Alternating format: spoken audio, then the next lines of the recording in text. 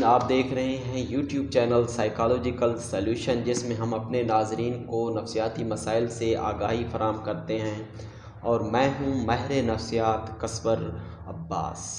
آج ہم اس ویڈیو میں جانیں گے کہ کچھ بچے یا بڑے جو ہیں نا وہ کیوں ہکلاتے ہیں، اس کے پیچھے کیا سائیکالوجی ہے، کون کون سی ایسی وجوہات ہیں جس کی وجہ سے وہ ہکلاتے ہیں۔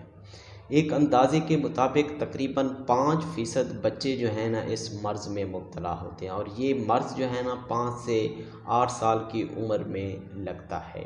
ہکلانے کی کئی علامات اور قسمیں ہیں۔ اکثر دیکھا گیا ہے کہ کچھ بچے یا بڑے جو ہیں نا کوئی لفظ کہتے کہتے جو ہے نا رک جاتے ہیں، یا جو ہے نا الفاظ کہتے کہتے جو ہے نا وقفہ کر جاتے ہیں، یا جو ہے وہ لفظ کو کھینچ کر پڑھتے ہیں، یا کچھ ایسے الفاظ یا حرف ہوتے ہیں جن کی ادائیگی میں انہیں مشکل ہوتی ہے۔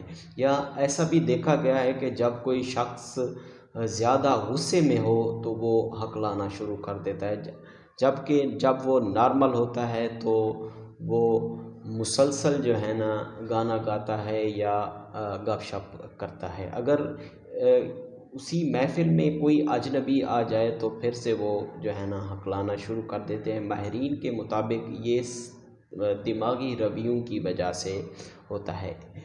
ہکلانے کی نفسیاتی اسباب بھی ہیں اور عضویاتی اسباب بھی ہیں۔ اگر عضویاتی اسباب کی بات کی جائے تو وہ بچے جنہیں ٹائیفائڈ بخار یعنی معدی بخار ہو، یا طاعون کی بیماری ہو، یا برسام جیسی خطرناک بیماری لاحق ہو، تو اس کی وجہ سے بھی جو ہے نا لکنت کی بیماری لگ سکتی ہے۔ اور ہمارے دماغ کے اندر ایک حصہ ہوتا ہے جسے سپیچ ایریا کہتے ہیں، اگر وہ جو ہے نا دماغ سے منقطع ہو جائے وہ حصہ، تو جو ہے نا ہم ہکلانا شروع کر دیتے ہیں، یا اس حصے میں کسی حادثے، ایکسیڈنٹ، شوق یا غصے کی وجہ سے جو ہے نا خرابی آ سکتی ہے، اور جو ہے نا ہم ہکلانا شروع کر دیتے ہیں۔ اگر نفسیاتی اسباب کی بات کی جائے تو عدم تحفظ کی وجہ سے یا احساس کمتری کی وجہ سے بھی جو ہے نا بچے یا کچھ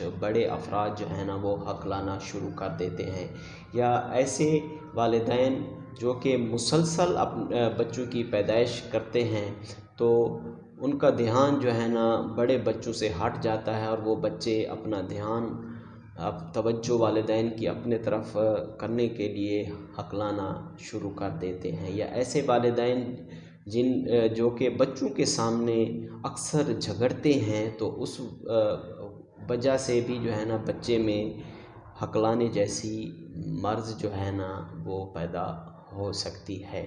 تو آپ سب کو چاہیے کہ جو ہے نا مسلسل بچوں کی پیدائش کو بالکل کم کریں، ان کے درمیان جو ہے نا وقفہ ضروری کریں، اور بچوں کے سامنے جو ہے نا آپ کبھی جھگڑیں مت۔ اللہ حافظ۔ اللہ تعالی ہم سب کو اپنی حفظ و امان